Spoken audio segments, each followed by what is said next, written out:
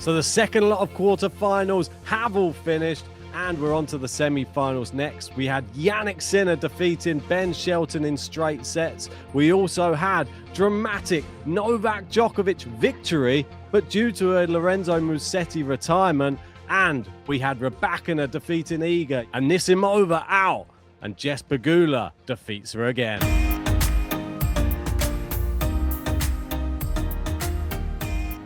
That's right then, the quarterfinals are in the books. The big story being Novak Djokovic somehow defeating Lorenzo Musetti in a retirement, because Lorenzo Musetti was 2 sets to love up, and then Novak Djokovic started to force his way back into the match, but only because Lorenzo Musetti was injured. And I got a lot of heat for my prediction, saying how Lorenzo Musetti, for me, right now is the better player. I think it would be a big ask for Djokovic. However, on paper, Djokovic always does him over. And it was going that way. Djokovic admitted if it wasn't for the injury, he would be heading home. Lorenzo Musetti was the better player, but his body didn't allow him to finish. And yeah, it's really disappointing. I'm super upset for Lorenzo Musetti. As Djokovic was there, he managed to go through by outlasting the opponent, and the physicality of everything does play a factor. The oldest semi-finalist at a Grand Slam now, and yet still physically right there with the kids, right there with the young players. He is just such an athlete. Does he have a chance in the semi-finals? We're going to get onto the semi-final predictions in a minute, but my reaction to the match is just pure disappointment.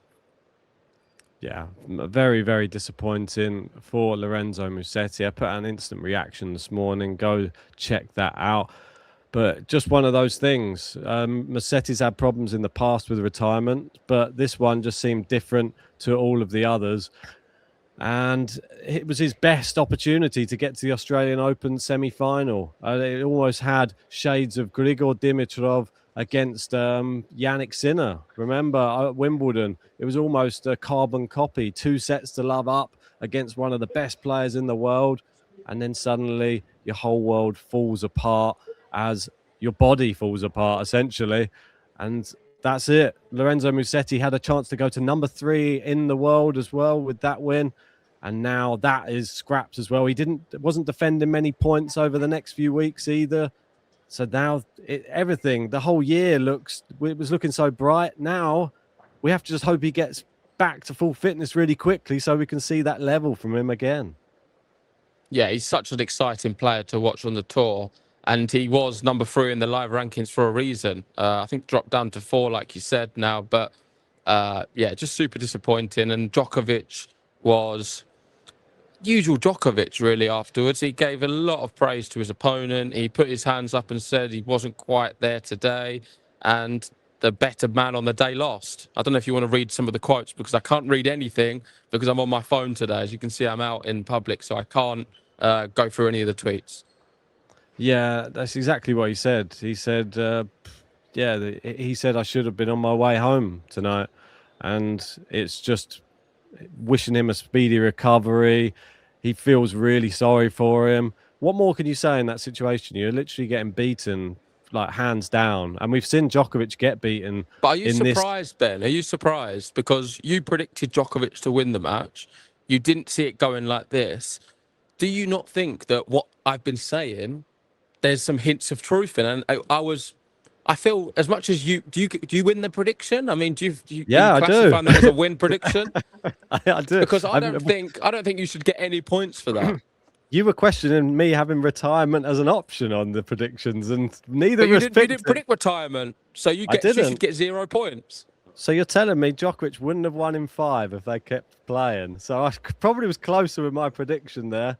I thought that he was going to win in 5. If they'd have continued, Musetti definitely would have been double bageled in the final 2 sets, I think, if they continued. But yeah, he doesn't gain anything from this. Musetti he was up there. So you're taking your 1 point? I've definitely taken the point for sure. Musetti, though, comes away with the knowledge that he is at a level that's similar to the way that Sinner has been playing against Djokovic or Alcaraz They've been going 2-0 up. They've been beating Djokovic in straight sets in slams. He was on his way to doing something similar, and we would have loved, sad as it is to say, I'd love to see Djokovic going deep in a slam, but I feel that it would have been much more competitive to see Musetti versus Jannik Sinner right now than it is Djokovic. And that's from a Djokovic fan.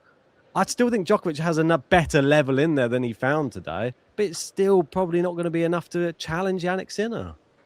It depends, though, Ben, because you've got to look at the physicality element. As much as Musetti, if he was to beaten Djokovic, who's to say this same thing wouldn't have happened in the next round against Jannik Sinner? And then it's not competitive at all. Musetti needs to work on his strength and conditioning big time.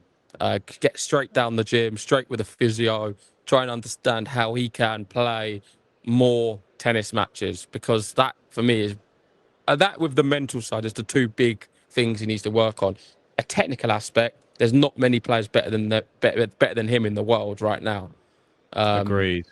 Speaking about Jannik Sinner, because obviously that's going to be the opponent of Novak Djokovic now. We do have the 1, 2, 3, 4, which is incredible to see. I think you predicted the 1, 2, 3, 4 as well, so you did quite well there. Zverev feels like a little bit of an outlier in the sense that I just don't think he's as good as the other three. But then Novak Djokovic right now is not looking amazing. So maybe a Zverev is better than a Djokovic. I'm not so sure. It still feels to me like I'll be shocked if we don't get an Alcaraz Sinner final to start 2026. Considering Alcaraz has never gotten this far at the Australian Open, to get to his first semi-final here, the way he's playing, not dropping any sets, he looks better maybe than Sinner, but Sinner was still incredible. And this is what I wanted to lead on to, is on the previous episode, we were saying how Alcaraz has maybe impressed more than Jannik Sinner, but this Sinner performance, I think, was a pinch me moment to be like, okay, you've seen Carlos Alcaraz. He's got this great new serve. His backhand's firing. He's doing all the usual stuff. He's not got his coach, Ferreira, but still doing amazing. The heat's calmed down a little bit. And I have found my rhythm because he demolished Ben Shelton. And there wasn't one moment where I thought Ben Shelton was going to come into the match. No, it was exactly how I thought it would play out. I said Sinner straight sets. I just don't think Ben Shelton's game has anything which is endangering Jannik Sinner. I thought it was it's nearly... It's the serve, isn't it? With Ben Shelton's serve, it's so dangerous, but Sinner returns so well that he neutralised it every time. Yeah, exactly. And you can't afford to miss the first one because the second one, he just pulverizes. And I think it had carbon copy energy of Alex de Minaur going up against Alcaraz. It's almost the same dilemma. They both are trying their best to improve, but they both fall down in straight sets defeats because they're just missing so many elements in their game to be able to defeat that opponent. Alex de Minaur doesn't have the power. He's even said, I watched his post-match presser, he looks so dejected because he said, you don't even realize how much I'm playing out of my comfort zone, trying to hit the ball that hard and that deep. And he said, it's so unnatural to me to play like that. And to try and play like that for 5 sets is almost impossible. So that's why he struggles so much against those guys. And Ben Shelton, like you say, once the serve's neutralized, he has to rely on all the other tools, which aren't quite as good and they're nowhere near as sharp as Jannik Sinner or Carlos Alcaraz. So he gets picked apart on the court. And this is just it. This is tennis right now. Zverev has more tools to be able to defeat both of them. But we saw what happened in the final last year. Zverev was defeated in straight sets. We'll find out. He normally does better against Alcaraz, but we haven't seen this Alcaraz at the Australian Open yet. So we'll see how he gets on. Yeah, and maybe for the first time ever, Novak Djokovic into a semi-final of the Australian Open, and the bookmakers give him a chance of 9s, I think, or 8-1 to win the match. That is insane odds for Novak Djokovic not to make the final. They don't think it's going to happen. I'm not totally convinced it can happen at all. We'll get on to the semi-final predictions in a second. I don't know if you've made the spreadsheet or not, but we'll definitely go through that and give our predictions. But I think we need to speak about another match which we got correct, maybe not exactly correct, but it was Rybakina who won in straight sets. We predicted 3 against Iga. She was incredible. She is a real contender to win this event. She started the year so strongly, and yeah, What's your thoughts on Jelena Rybakina's chances of winning this Australian Open? Well, I think it's as good a chance as she's ever had, to be honest. This version of Rybakina is super, super dangerous. And the way that she plays against Iga, I think she loves coming up against Iga when she's in this type of form. She knows that she can beat her. And it wasn't even as close as what we thought. We thought it was going to be 3 sets Rybakina. We both picked that. But it just goes to show how good she is on these fast hard courts, still serving incredibly well. And a breadstick against Iga in the second set, that just proves the dominance, proves that she's feeling herself so much out there on the court. She can do it, it seems, in the hot conditions as well. So that's another thing that really surprises me, how well she adapts to the conditions. I'm excited because Jess Pegula's next on the list for Rybakina, and I think that is more competitive than I thought it was going to be in my mind, because they have some close matches, these two, but I'm still favouring Rybakina, despite I think Pegula's got the favourable head-to-head with her. I like her on these courts, Rybakina. Yeah, with Pegula as the one which got away, we didn't expect her to beat Anisimova. I've not seen the highlights of this match because I've had to rush to work today, so I've not had much chance to catch up on it. Obviously, seeing the result, I was stunned. So I don't know if you've got more insight as to what really went wrong for Amanda Anisimova, because before this match, she was. I thought you had a really good claim for her to actually go on and win this tournament. Yeah, I thought so too. And maybe I was just fooled by the fact she's just been doing well at the Grand Slams recently. And the one thing I didn't look into really, which I know someone in our comment section did mention before the match, which was we're both picking Anisimova, yet Pegula has a 3-0 head-to-head record against Anisimova, which now is 4-0. It's a different Anisimova, though. It's a different Anisimova. I was expecting more from her. Well, I was as well, but Jess Pegula on the big stage, she's turning up. She's made a US Open final now. She's a different player at slams, I think, as well in this day and age, especially hard court slams. And she's been sort of having her way. She's been the one who's sneaking through the draw, I think. No one's really speaking about her enough. Can you win it? No one said that about Jess Pegula. They go, oh, Rybakina, oh, Sabalenka, Iga, Goff. Why not Pegula? Why can't she win it? She has all the tools. She's beaten these players before. All the players left in there. She still has a good chance against all of them. I just don't think she's going to win it, and I never will. It's one of them players where I'm never, ever going to just be like, okay, this is our moment where she's going to win. There's something for me which is not that inspiring about her. I think she is a great player, and she's someone you've got to always consider for like your top 5, super consistent, good on the hard courts, like you say. But I've seen some really bad performances from her as well. And I think I've been scarred by some of them where I just don't know sometimes whether she's got enough to win slams. Let's wait and see. I think technically she is good enough to win one. I just don't know. I'm never really going to get too much behind her. Yeah, she's a difficult one to know what's coming next, really. But maybe if she has a performance against Rybakina and beats her, that'll put her in good stead should she meet Sabalenka. I'll be super surprised if she beats Rybakina. I feel like I'm giving away my predictions quite early, but I will be super surprised. Yeah, the last time they played was in the tour finals. It was 3 sets. Rybakina did win. Obviously, Rybakina been in great form since the tour finals. Come into this year, she's followed on from winning the tour finals, and now she looks like she could be potentially an Australian Open champion. She got to the final in 2023. Let's go to the predictions for the women's semi-finals first then, shall we? I've got a little graphic I'm just going to put up on the screen. I'll add it to the spreadsheet later. Do you want to see how you did in the quarterfinals first, or? Yeah, that would be nice. I'd like to see how the scores are going and if you've been cheating with your Novak Djokovic one. There you go. So Sabalenka was the only 3-pointer in this one. And then so I got 4 points in total. We both got 1 point for Rybakina, 0 for Anisimova. So I won 4-2 on the women's. And on the men's side, and on the men's side, you can see here that Novak Djokovic win got me the 1 point to be able to level up there. And Yannick Sinner, I predicted 3-0. Yeah, did well there. That helps. And so in total, we currently are standing at 9-7 in favour of me at the moment overall, which I'm not too sad about.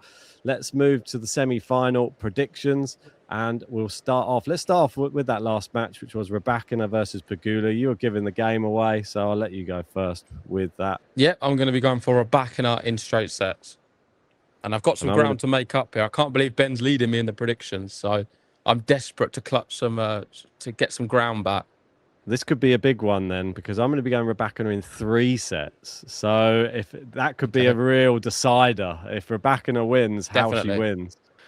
And if we move to the other one, Sabalenka versus Svitolina, are we going to see the fairy tale for Svitolina after all of this long time coming back on tour as a mum? Is she going to get to the Australian Open final? What do you think? Well, you can go first this one. I don't think she will. I think Sabalenka will win this in straight sets. Okay, I'm going to be going for Sabalenka in 3. I think Svitolina might take a set. Okay, lovely stuff. The last time she took a set off her, it was in Rome 2 years ago. So the last 2 meetings... But we're both predicting here a Sabalenka Rybakina final, which I actually think would be the best final you could ask for. It was the same in 2023, I believe. Is that correct? I don't remember, mate. Yeah, I think it was. Anyway, I'm telling you it was. Anyway, let's move to the men's ones now. Wasn't that Ashley Barty? Yeah, it probably was Ashley Barty, the Barty Party. I'm going to go to the men's ones now, though, and I just want you to give your thoughts. Firstly, on Zverev versus Alcaraz. I've already given my prediction. I said Alcaraz in 4 sets. So just to let you know that. Well, Zverev does do very well against Alcaraz over the past. However, the recent meetings have not played too often, especially, I think, once last year, a few times in 2024. Alcaraz had the better of him in recent occasions. Alcaraz is the ever-growing, developing player who's getting better and better every time I see him. Zverev mentally is weak in big moments. He has got to quite a few Grand Slam finals now, Zverev, but never won one. This is tough because Zverev is capable of beating an Alcaraz. I am not predicting him to do so, though, and I'm actually going to be going for a straight set Carlos Alcaraz victory just to make that final a little bit more exciting. I think it's a wise one as well, because if you want to try and get one over on me, that would be the score line I would go for, rather than obviously the 3-1 is probably maybe a more obvious one. Zverev with his constant good serving, if he manages to get to a tie break, there's always a chance. But Alcaraz has looked so good. He's not dropped a set yet, so that's a wise call, I think, and it could happen. Could be a straight sets win. Let us know if you've got a different one in the comments. And the final one, Novak Djokovic somehow in the semi-final up against Jannik Sinner. Do we see this going any other way than a Jannik Sinner win? He's hardly played any sets, Novak Djokovic. He's had a walkover in one. He didn't have to win any sets against Musetti. The players are dropping around him where he's playing players you wouldn't have expected him to play each round. It's been a nice tournament for him. It's lining up. And what better chance to win number 25 as right now? I don't think he was going to get a better one, personally. However, against Jannik Sinner at the Australian Open, maybe that's not the case because he's a bit of a god and it's very difficult to beat him on a hard court.